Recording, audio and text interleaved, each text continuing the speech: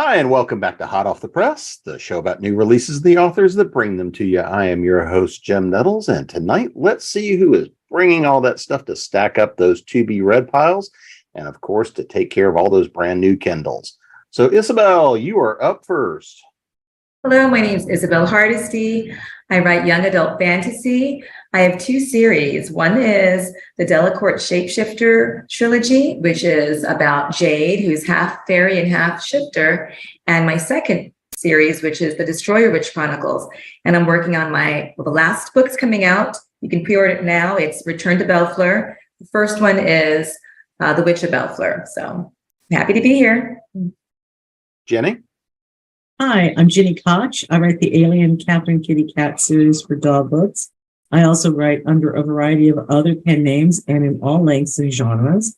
And I'm here tonight to talk about the newest release, which is a short story in a really cool anthology.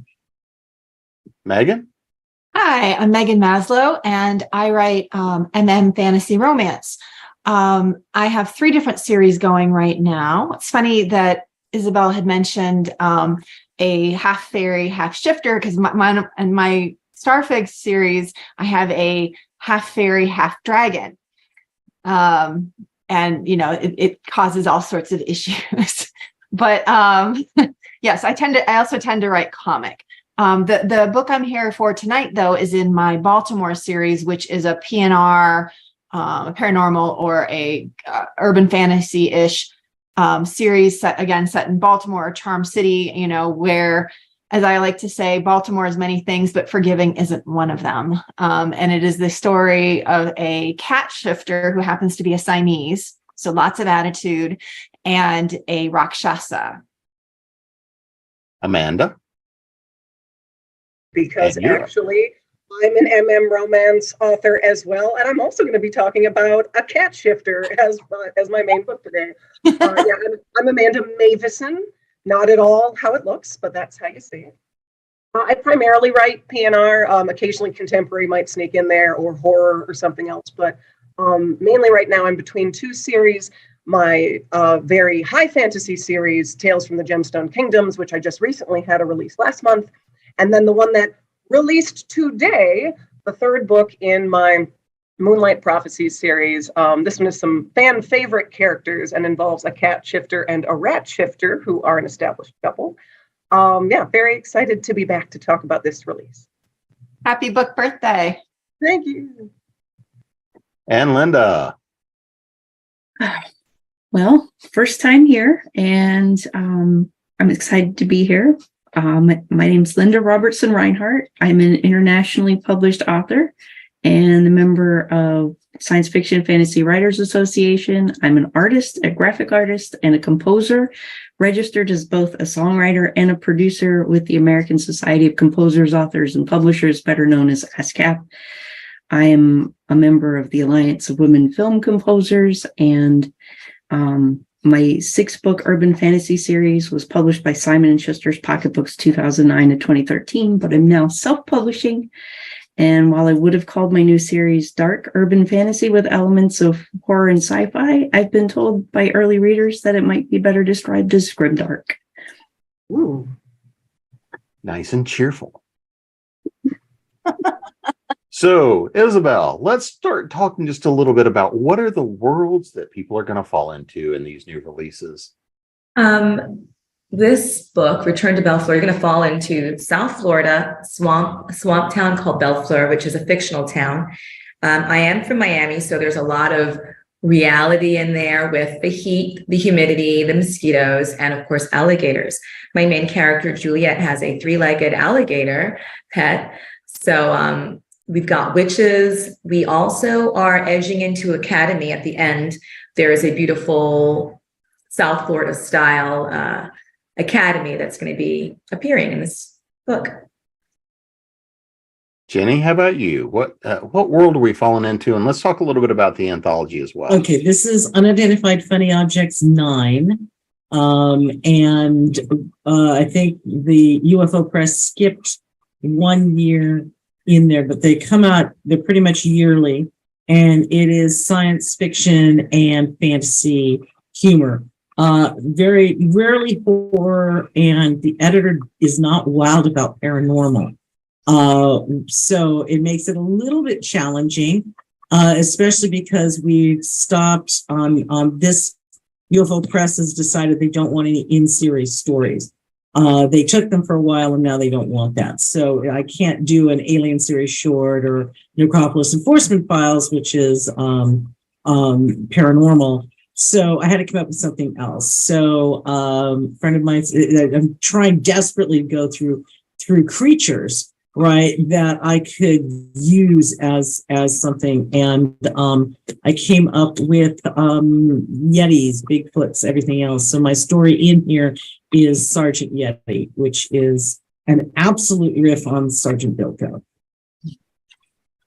And then there's a lot of other humor in there from, like Simon R. Green, Jim Hines, Tim Pratt, Esther Priesner. Pretty much if somebody writes funny and they have time, they usually end up in a UFO anthology. So, Megan, what world are we going to fall into of yours? Baltimore. A little bit, I would say, I don't know if this, I would say friendly dystopian. Like it's definitely our world. It's definitely more the urban fantasy flair. Baltimore itself is a character in my books. I love Baltimore. It's one of my very favorite cities in the US. It's just such an odd but wonderful place. It has so many different little, bits and crannies and nooks and things that you can find there that you just don't see in other places. And so it's a world where, it's sort of a contemporary world, but yet there's magic in it. There's shifters, there's vampires. There's only a few demons. There's always trouble and a healthy dose of humor because, no matter what, even if I'm writing a little darker, I'd like to have a healthy dose of humor in there. Amanda, how about you? What world are we going to fall into in this story? My Moonlight Prophecies series actually came about because I challenged myself to fit as many tropes as possible into a single story. And it was not intended to be a series. The first in the series, By the Red Moonlight, was a newly turned vampire and an alpha werewolf of my fictional city, Centrist City, ending up falling in love in a world where normal humans would not know about any of these creatures that go bump in the night existing. But some humans might be part of their world if they have any sort of magic. Vampires, various shifters. Primarily, I have 5 different tribes, I call them, that can possibly make up any shifter. Wolf, cat, rat, lizard, and raptor, as in the birds, not dinosaurs. And I wanted to focus on a mixed pack, which none of the other surrounding cities like, that the alpha werewolf actually doesn't have any other wolves in his central circle that controls everything. He's got 2 cats, a lizard, and a rat, almost making up the entire dynamic. And even worse was the idea that, when he found this newborn vampire, he didn't kill it on sight and instead kind of brought him into the fold. And the book that came out today, Wayne on Harvest Moon, actually is 2 of the side characters who are also part of the circle, so a rat and a cat shifter. And they were such fan favorite characters. Everybody said, they're my favorite. They were actually my favorite in the entire thing. They wanted them to have their own book. But they were already an established, married couple, basically. They were already a mated pair. And I don't usually write established couples. I like writing falling in love stories. I kind of had to cheat because book 2 followed another different couple, but was still a falling in love story. But now book 3, it's like, okay, well, these people have recently adopted a teenage daughter, so they could, I could have things kind of rocky and then cheat by having them think back on when they first got together. So you actually get to see the whole dynamic of how this pack came about and how they met. So it was kind of fun because I not only got to do my normal trope of the falling in love story, but I got to see how did this weird mixed pack that was already established in book 1 actually come about. So you get to see a lot of the different ways that the magic plays off of each other and the biases and horrible things that the other surrounding packs think of the fact that they try to make a mixed tribe. So it was a lot of fun being able to really play in my own world a little deeper than I initially intended. Linda, how about you? Let's talk about this new grimdark world. Well, it's set in modern day San Francisco, in and around the Tenderloin district, but beneath the normal facade, the truth is the world's divided into zones, and in each zone at dusk, a demon is potentially set loose, very often, not potentially, but actually. What humans can't see is the horrid burnt creatures that rise from the ground and through ritual set the demons loose. But the main character, Jovienne, she can see the creatures, and she calls them cinders because they're burnt. Her trainer can also see them, but neither of them have ever met anyone else who can. And they know they simply cannot catch or interfere with the cinders, so they focus on getting her trained to slay the demons. But basically, Andre didn't tell her that she has to take a test. He didn't tell her that if she survives the test, that she'll have to be remade as an angel. And he couldn't have imagined that she'd be upset about having these enhanced abilities, not the least of which is flying. And his point of view is that she was chosen by God to be an angel, and either she will or she'll die. And Jovienne's point of view is that she was lied to, manipulated, forcibly altered, and bound in servitude, and she wants out. The twist is that she has magic, and it seems like it might be the way that she can actually utilize it to get her freedom. So let's dive a little bit deeper. Let's talk a little bit about some of the folks that we're going to actually meet in these. So Jenny, in your story, who do we get to hang out with a little bit in this tale? Sergeant Yeti, who is the head of the Halakian contingent. They are the conceit on the story is that the Yetis, the Sasquatches, the Bigfoots, those are like family names. They're all here on Earth because they're guarding Earth from the Greens. And it's all done epistolatory style. So you're getting to hear from Sergeant Yeti, from Bigfoot, from Sasquatch, from Bigfoot's wife, the Beast of the East, and Yolanda, Green Monster, not the beverage, and a few other people. And clearly it's supposed to be funny.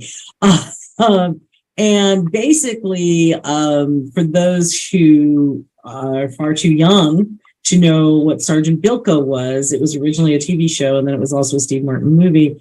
With this TV show starred Phil Silvers, and basically it's about the platoon that literally wants to do nothing. All they want to do is gamble and scam and not do their jobs, but they have to convince the higher ups that what they're doing is really vital. And that's what the story is, and how there's a surprise inspection, and Dragon Con even gets a shout out.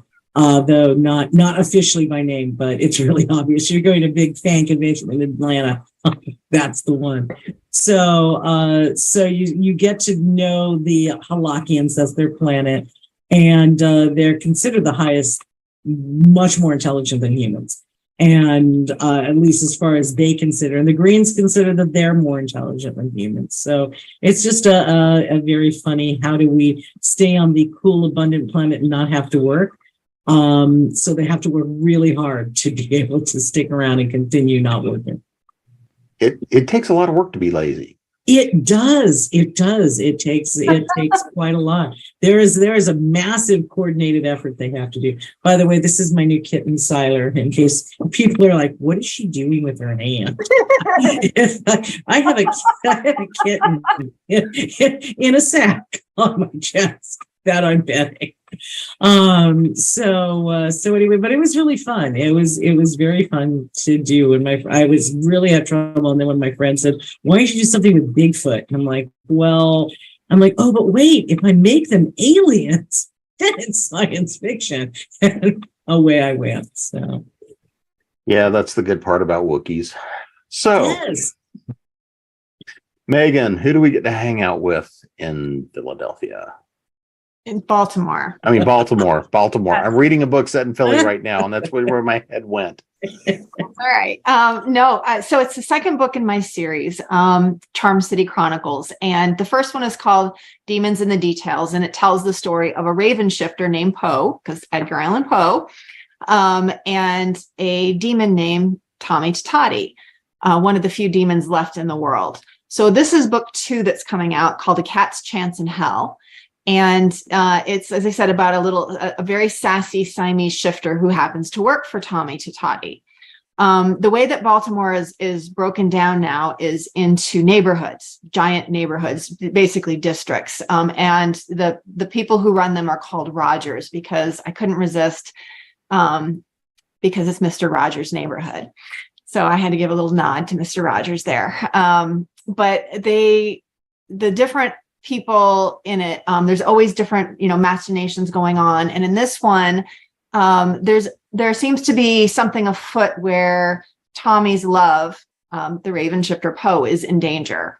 And he sends Carter into one of the other territories to explore this, because all signs are pointing over there. And so Carter has a run-in with Bengal, who is a Rakshasa. And in my world, Rakshasas have a particular pull on shifters in general, and cats in specific. So from the word go, there's a lot of chemistry, but there's also a lot of intrigue going on. As I said, Baltimore is not a very forgiving place in many ways. So, they clash from the word go. But it's Amanda. Oh, sorry. Go ahead. No, I should say, but it's been a really fun ride. So Amanda, let's talk a little bit more about this pack of yours. Let's dive a little bit deeper into who we're going to be hanging out with. So the way I have the world set up is a pack actually is the city. So there can be different tribes within that, but the central circle, 6 different people who are running things, that's when it is usually one tribe. It's all wolves, it's all lizards, and this is the one case where it's not.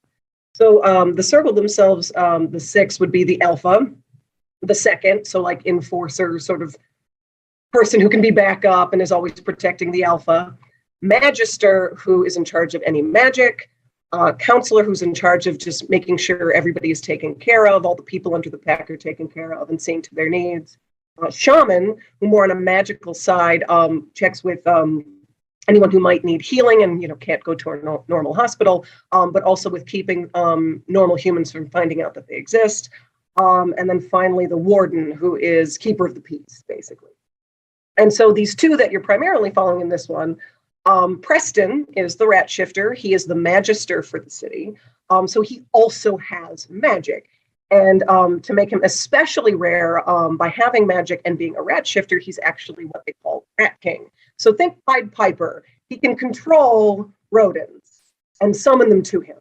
He always has, like, whether it's present day or when I flash back to the past and when these 2 characters are first meeting, he always has at least like 2 especially close rat buddies that are little pets. And they're always named after something incredibly geeky, because he is a giant dork and has like a room that would be, actually, if I was actually home, it would look like my own room, but I'm not home right now.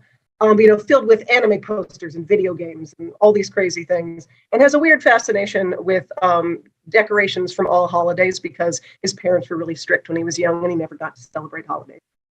And then he is paired off with the counselor, who is a very personable and fun-loving cat shifter.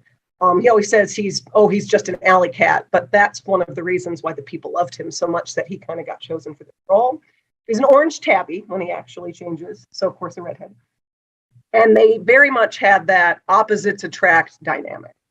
And since this story primarily is flashing back to when they got together, they've been together for 10 years. So you're seeing them at ages 18 and 21, just babies, far too young, really, to be starting, putting together this brand new circle to take over and run the city.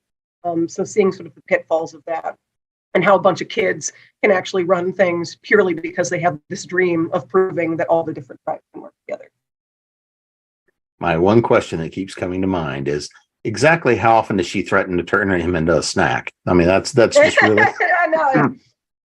Of course, they have to give the I think that was one of the first comments I actually had come up, in the first book when they're already an established couple, of course. And I have the whole idea where, you know, if they're meant to be mates, they just like smell incredible to each other. And no one would actually expect, well, obviously, cat and rat are not. You know, that's one of the other taboos, is the tribes are not supposed to mix. So yeah, there's a lot of teasing there, but I'd say the, not that I ever want to say one wears the pants. That just seems like a horrible phrase to ever say. But if one of them was the more like take charge of the two, it's the rat shifter. Linda, how about you? Let's talk a little bit more about who we get to hang out with. Well, mostly it's going to be Jovian, who was orphaned at age 9, and then divine intervention upgraded her DNA and placed her in training with Andre, who's a handsome but haunted recluse. And she excelled at everything he tried to teach her because she was crushing so hard on him and trying to impress him the whole time, but she was unaware that she was being lied to by him. When her test is at hand and he reveals a partial truth, she's left reeling, and worse, the demon opponent that she's facing reads her mind and uses the tragic past and the unrequited emotions against her. And she's unprepared for the non-physical aspects of this fight, and she's nearly overpowered, and that's when her magic resurfaces. And she's forced to do terrible things to survive. And afterwards, she's just struggling because of everything that's happened to her. And even though those enhancements in the wings, being nearly immortal, it doesn't seem to be worth it when she realizes that she's basically in holy servitude forever. And there's also a possessor demon who has heard that she used magic during her test and has come to town and taken an attractive new host. And he claims he can help her break those sacred shackles, but for a price. And it seems Jovian could have the freedom that she's craving, but to do so, she'd have to to do what he wants her to do, it would prove that she's the monster that she fears she's become. Isabelle, who do we get to meet and hang out with? In Return to Bellfleur, you get to hang out with Juliet Maria Fontaine, who is Afro-Latina, and she's a telenovela actress turned witch. Her best friend is also her boyfriend, and that's Victor Hernandez. And the book starts off with they're in South Florida in Miami, waiting for the magical dome for the right time to go back into Bellfleur, because they had to put up a magical dome to keep the destroyer witches out to protect the town. So we've got a secret like FBI group that they're kind of working with, but Juliet doesn't trust them. And so once they get back in, though, things are not exactly as they left it. So it's about balancing her powers, balancing her fears, and finding out what's best for Bellfleur and all those that she loves. Let's dive a little bit deeper behind the inspiration for these stories.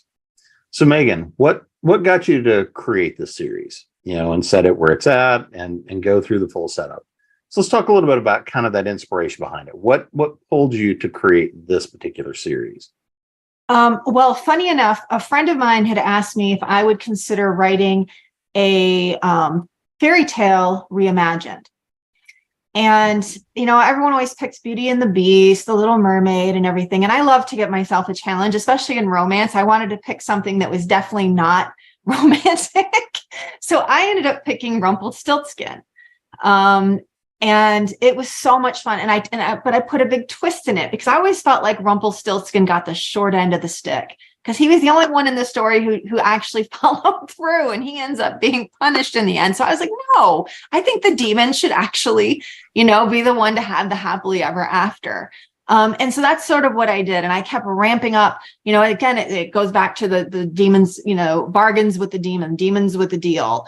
And so that's where the whole idea for this series got started. But of course, then these side characters started coming in and they had things to say and they started filling in. And then suddenly my readers started saying, oh my God, when am I getting this romance? When am I getting this romance? Are these two going to be together? And so it became very clear which my second couple should be. And I had sort of accidentally on purpose, I guess, but, ended up setting up that dynamic in the first book, the way that you do, when you finish and you say, oh yeah, there it is. So it just seemed very natural. So all I really needed was a reason to put these two in a situation where they were going to definitely be butting heads, where they were, where it was going to be, this is definitely an enemies to lovers romance. But it's, that, and to me, that's my favorite. It's my jam. I love enemies to lovers. And so it turned out to be just such an amazing ride. Amanda, how about you? What inspired you to create this series and bring about this particular book? What's funny is I think I mentioned I hadn't planned for this to be a series. It was the one book. I had this very clear idea with this very clear couple, and then all these other side characters. And it wasn't even just that it was a fan favorite, certain different fan favorite couples that led to other books. My publisher actually asked me to, hey, this is really, we love this one. Do you think you want to turn this one into a series too? Which I already had my fantasy series going. And thought, yeah, I can alternate between two big universes. Sure, why not? Which was the worst idea I've ever done. Like, I'll never, when I'm in the middle of another one, I'll never do that again, because basically I swap back and forth. So I mentioned my other one, Tales from the Gemstone Kingdoms. Like, I'll write one and then I write the next and I write one of the next. And I still managed to do pretty good with getting the releases out, multiples in a year. But it's hard to like do that whole brain shift. But there were a few obvious, like, easy, okay, I know where I would take this if I was going to continue the series from the first book. Because I also mentioned the first book has a vampire and alpha werewolf couple. Well, since I was trying to fit as many tropes in as possible, one of the tropes was an arranged marriage. It was like marriage of convenience or something was one of the tropes I tried to fit in. And so the idea was that alpha werewolf Bash was working on engagement plans with this neighboring alpha to try to ease tensions with the fact that some of the surrounding cities don't like the way he runs things. And it's literally in the middle of trying to figure out, okay, how can we make this work and bring our packs together when he ends up falling for a vampire and everything falls apart. And it's like the other alpha, Jay, is a really sympathetic, great character who wants to help out their pack by doing this. And, it's not like they were in love or actually a couple, but he was hoping he would get to have, that happily ever after, that maybe the marriage of convenience would work out. So it was fun kind of taking that different approach to that trope, right, where it was, though, very sad for him. Well, as it turns out, the alpha werewolf Bash has a twin brother, which he didn't know. He's one of my favorite characters I think I've ever written. Like, he's the exact opposite of his brother. Like, he is not like an alpha werewolf at all. He's very flamboyant and just like happy-go-lucky and doesn't want responsibility, like could not be more different, which actually ended up being that much more perfect for Alpha J to end up with. So I was more than excited to write their book as my book too. And then, of course, I had to give the fans what they wanted and write this one. Since everybody loved The Cat and the Rat Shifters, I had to give them their story too. And because it has to be a series, I can't just leave things like that where, okay, I've given all these couples their romances and there isn't really somebody else to sort of do that same story with. So I'm going to come back around and do a fourth book that'll be coming out, that it's going to go back to the original couple, but you'll get to see little bits and pieces of all of them so we can kind of cap off all the different story threads that I introduced through all of it. So I didn't mean for it to be a series. The publisher asked for it and the fans kept wanting more too. And I just kind of went with it. Yeah, that problem pops up now and then. I have a short story that became a series. Linda, what inspired you to create the series? This is so weird to say out loud. One of my guilty pleasures is watching Ancient Aliens, like the old Ancient Alien stuff. And I was working on the story of Joe Van. It started out as a short story. And just something about one of those early episodes, I don't even remember which one, but it was just like, what if that was true and had some impact on this? How would that work out? And it was kind of reverse engineering and then making it go forward again with that information in it. Nothing like a good fiction to start a good fiction. Yes. Isabelle, what about you? What inspired creating this one? I started The Witch of Bellflower when I was living in Georgia, and I was, I guess, missing Miami. I had finished my other series, Jade's Awakening, that series about the half shifter, half fairy, and I wanted to give a new character something that was fully hers a bit more, but I do like adding extra things because I'm a writer. So I wanted to immerse it in South Florida. So the book starts off where she's traipsing through the swamp behind her gorgeous best friend, as we do when we're 17. And, of course, there are pythons and alligators nearby. And she asks him about, do you think magic's real? She is also a telenovela actress, which is wildly, insanely crazy. And that was totally inspired by watching telenovelas with my mom and my sisters growing up. My brothers did not want anything to do with the telenovelas. So I made sure that she starts off as a telenovela actress who becomes a witch. And I just added all those ribbons that I loved about Miami, similar to Meghan, who loves Baltimore. I just wanted to add all the insanity that any Miamian or someone that knows Miami would be like, oh, that, they recognize it. But it's like a love letter to Miami mixed with witches. So it's faction. Yeah. Okay. Jenny, what inspired you other than having to pull one out for the anthology? What inspired you to decide to play? Yeah, a contract. Money is what inspired me. And I'm usually an anchor author. So not only you actually have to know what you're doing so that the editors, when you're an anchor author in an anthology, you win the slot. So the first unidentified funny objects I was in was number 3. And it was my first, I didn't know the person inviting me into an anthology experience. So that was really exciting. And he had given us kind of a theme, which was first encounter. And so I did an all dialogue, called Live at the Scene, and all dialogue is harder than it sounds. And it was with your small local news at the Tri-County News Center. And with, the ridiculousness that will happen when the guys that are in, the middle of nowhere and they're your big reporters meet up. What was fascinating about that was that the editor told me there were at least 6 other stories that were all local news casts set up similar to mine, and I won because I was an anchor author. So a lot of times when you submit and you get rejected, it isn't because your story isn't any good. It's because an anchor author turned in something and yours is too close, and so it'll look too repetitive.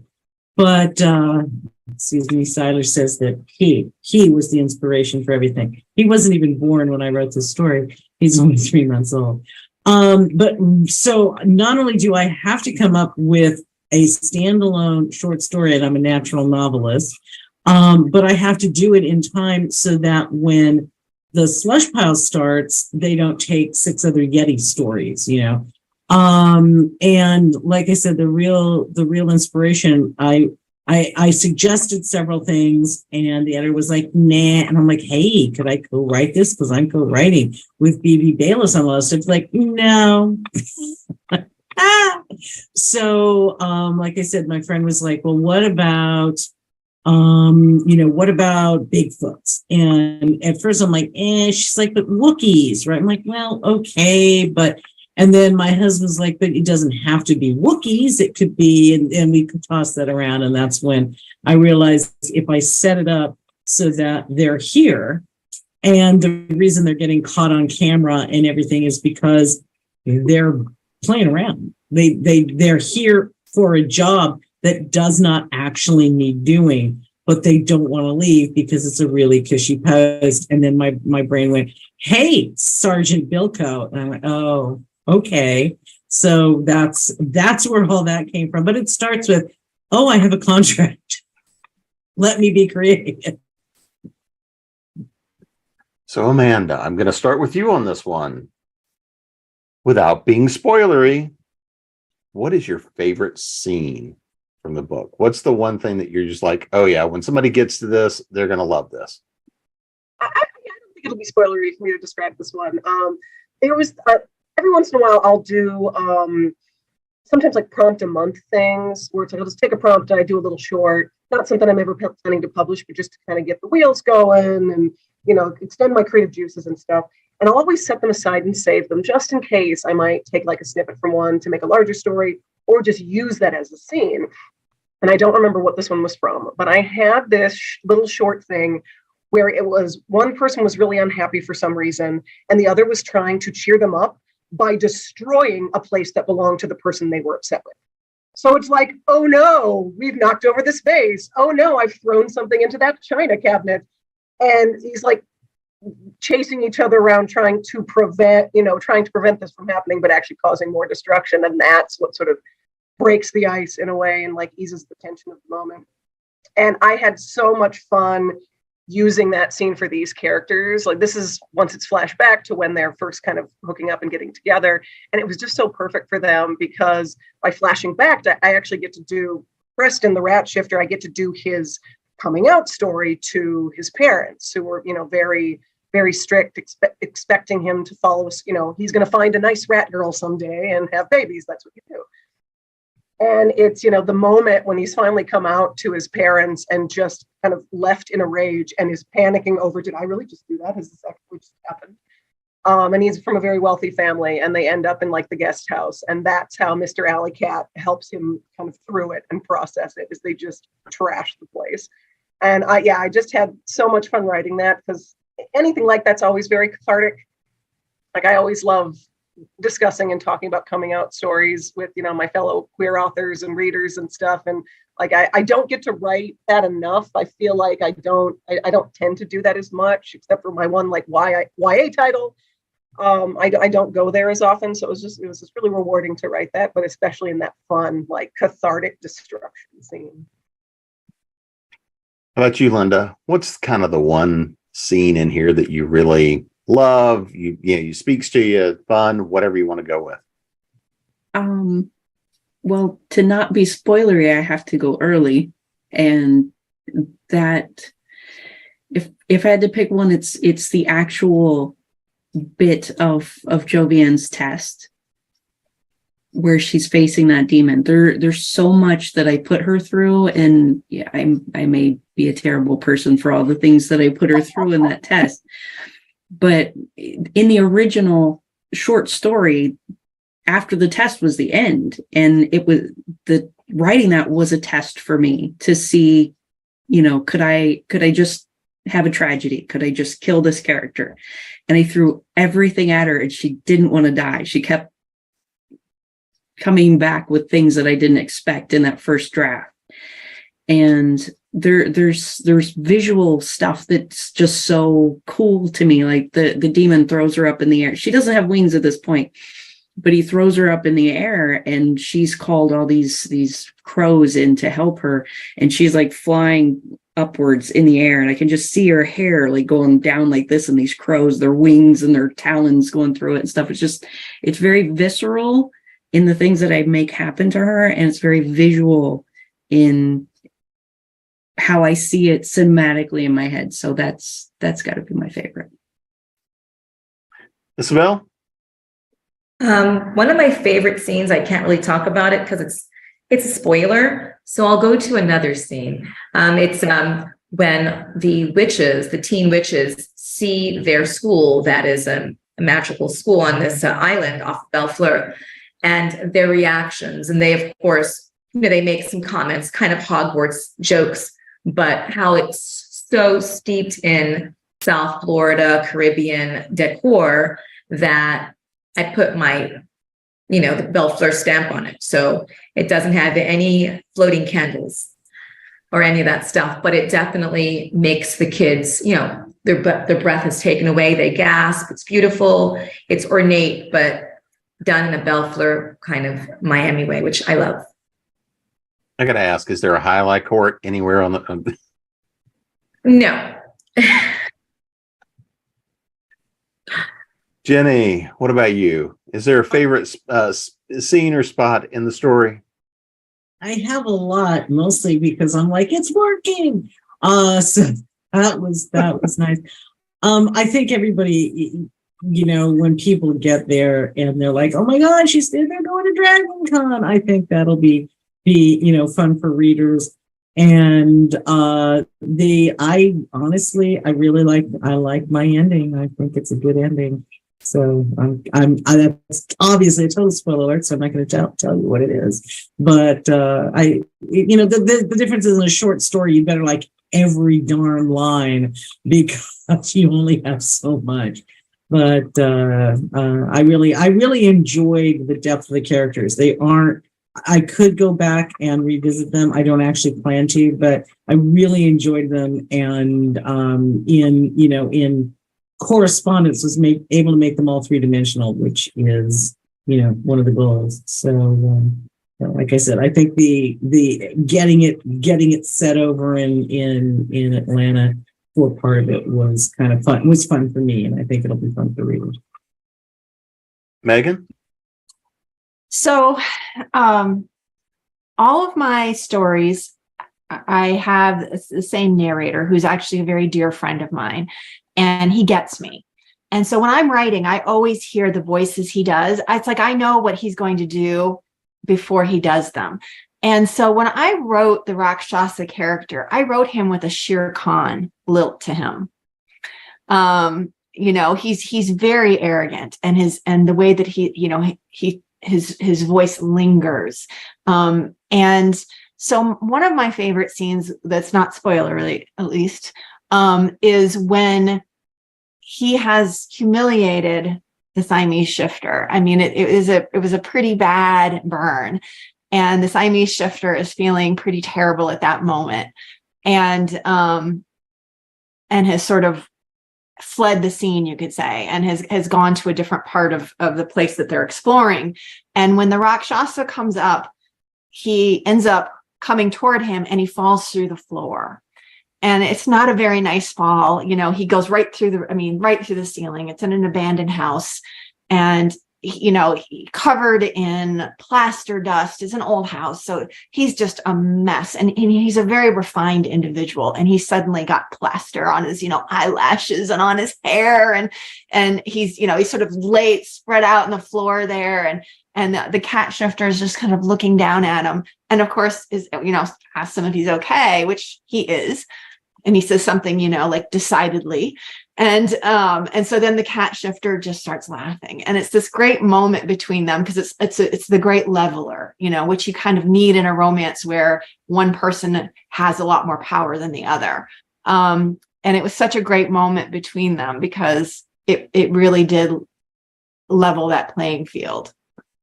But it also gave both of them a chance to have a sense of humor about things.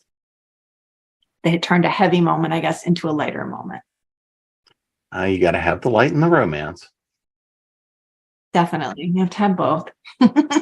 So, of course, one of the most fun parts about being a writer and a creator is you get to fall down the research rabbit holes. There's always the things you go to. Jenny's laughing because she already knows what research rabbit hole she fell down looking at Sasquatch. But what was the research rabbit hole you looked at and you fell down, or what's the thing you learned or discovered about the process, or what was the big fun thing or the learning thing that came out of this one for you? So Linda, you're up first. What I learned, when the words aren't there, the art or the music is for me. And anytime the gears, the writing gears got stuck, I could just move from it into something else. And like I would do art. I have art all over the inside of the books. I did the covers, and I also did 72 minutes worth of original music, scoring it like a film, because I can always tell the mood. And if I can't get the words to match and I can't see the art, I can make the music that then makes it all come together. And I guess though having all of those things work together and having those other places to go to help me tell the story, I learned to trust those, to not sit there and try and make the words come, go do the other thing, because it all inspires and rolls together. And if I remember correctly, a lot of that music is out there and available to go with the books. Yeah, that's the other side. That's the CD cover. It's on Spotify and iTunes and all of those things. We'll talk about that at the end when we get to the plugging. So, all right. So Isabelle.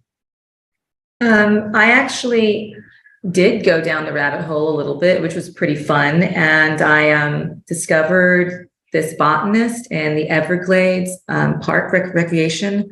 And he and I have been emailing back and forth about plants. And there's this, I think this skunk weed or something over here in the Washington area. And I looked it up, and it uses thermogenesis, which is wild. That's why it comes up through snow, because it creates some heat, which is fascinating. So I also looked up some plants, obviously, for South Florida, and some just gorgeous things. And I love it. I love it. I love it. And I fit it in my books. Jenny, You would be amazed at how much information there is on Bigfoot out there. So much. And I'm like, but it's not real. The people who did the hoax admitted the hoax, right?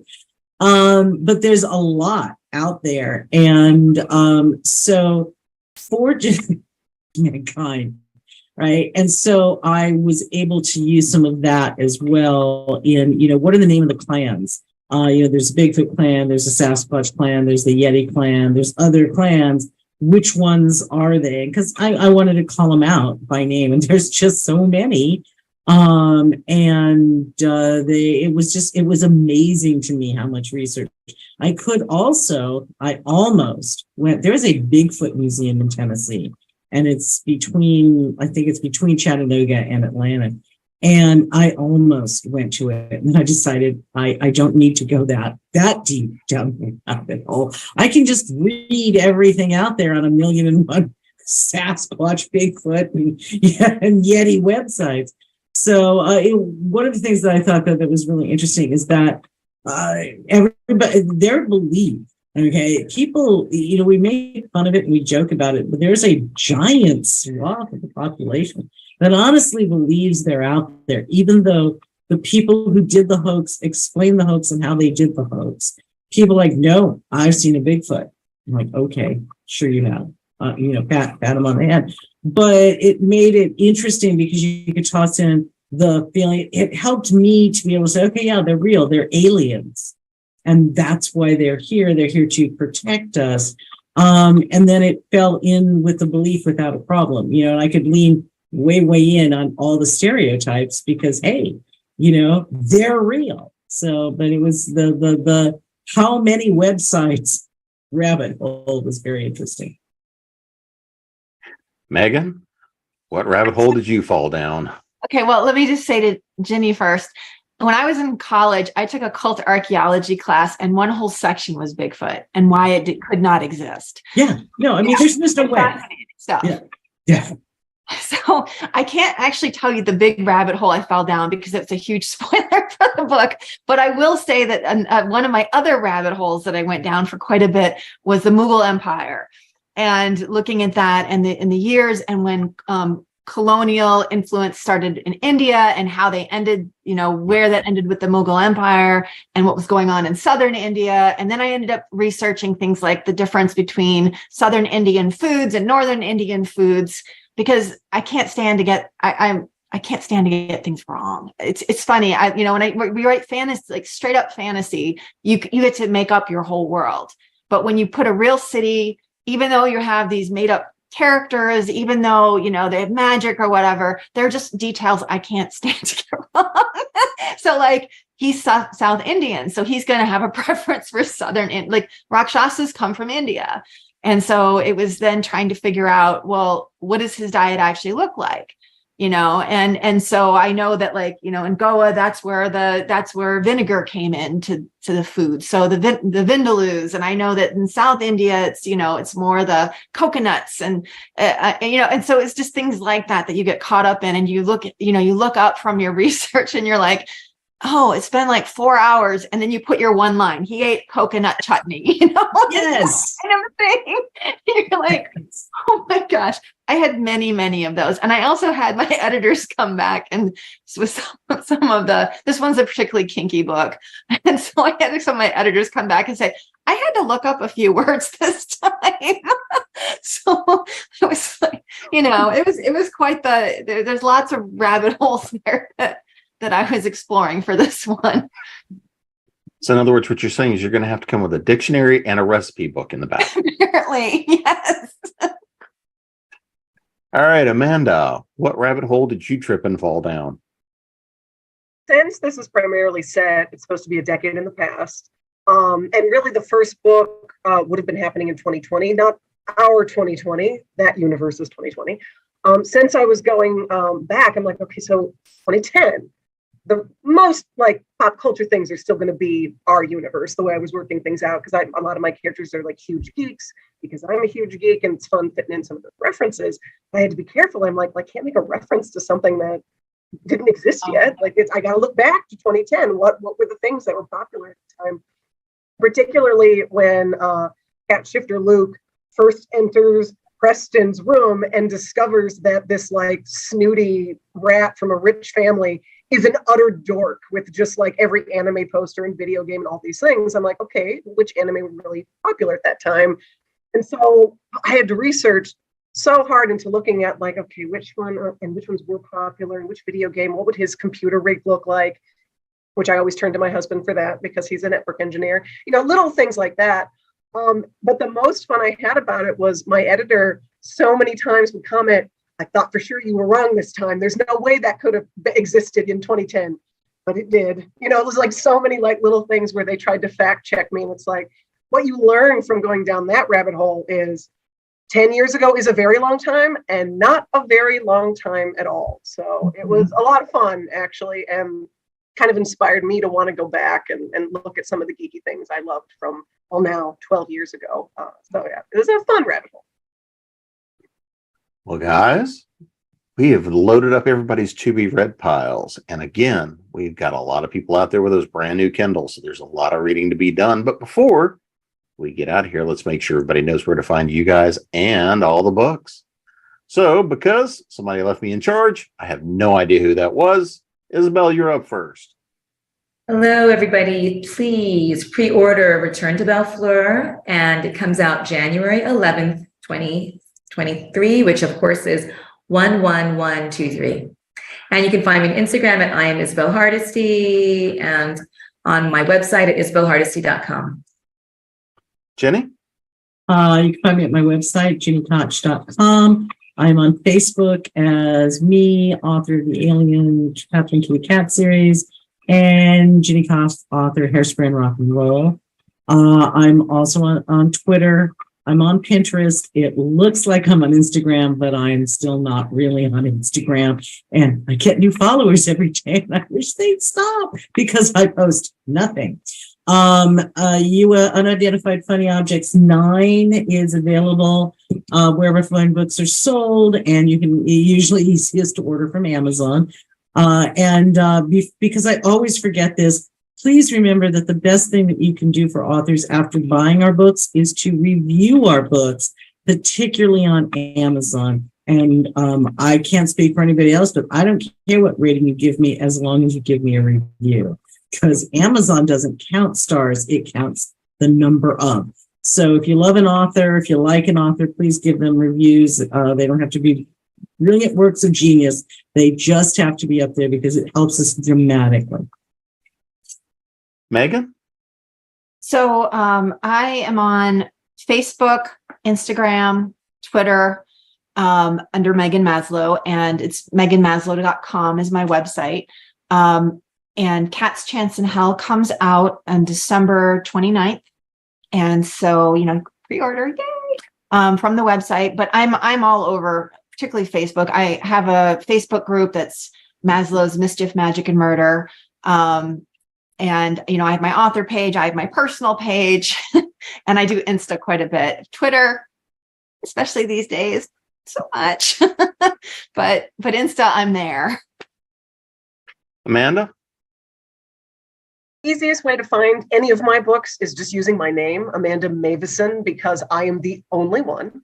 So if you go to amandameuwissen.com or search me under my name, under any of the social media, I'm pretty much everywhere, even TikTok, though primarily on Facebook. This series, the book Wayne on Harvest Moon, the new release, came out today. And it is a wide release, so you can find it just about everywhere. It is, however, since this one's one of the ones through my publisher, the series is going to be going on Kindle Unlimited. It's not there yet because Amazon's very slow. So if you're one of those people who only reads KU, it's going to be there. But what's exciting about this one is if you're looking for a new way to read, my series was also chosen as one of the first on the new Yonder app for anyone who's been messing around with that. It was created by the Webtoon and Wattpad people. They're doing lots of promotions with free coins for reading and whatnot right now. So if you want to try checking out Moonlight Prophecies there, or just look under me. That series in its entirety, I'm sure the new book will be added as it continues to progress through to the end. You can find me under the romance categories for LGBTQ+, vampire, and werewolf ship. And Linda? Well, my website is lindarobertson.com. But if you're looking for anything online, you need to do the Linda Robertson Reinhardt, which is crazy. I know you can't. The old books were Linda Robertson. The new ones are Linda Robertson Reinhardt. Some of the music was Linda Reinhardt. Some of it is Linda Robertson Reinhardt because I'm bringing everything together. So I'm in that transition period of that. So it makes things difficult. But lindarobertson.com, and that will have links to Facebook, Instagram, Twitter, Book Club, Goodreads, SoundCloud, Bandcamp, all those crazy things where I am. And the whole series came out between Halloween and November 28th. So it's pretty much the whole trilogy is brand new. So. And I've had the pleasure of being your host tonight, getting ready to stack up those to-be-read piles. You can find me at jamespnettles.com, authoressentials.net, authoressentialsworkshops.com, the speculative fiction academy.com, and of course here at ConTinual. And we'll see everybody again soon.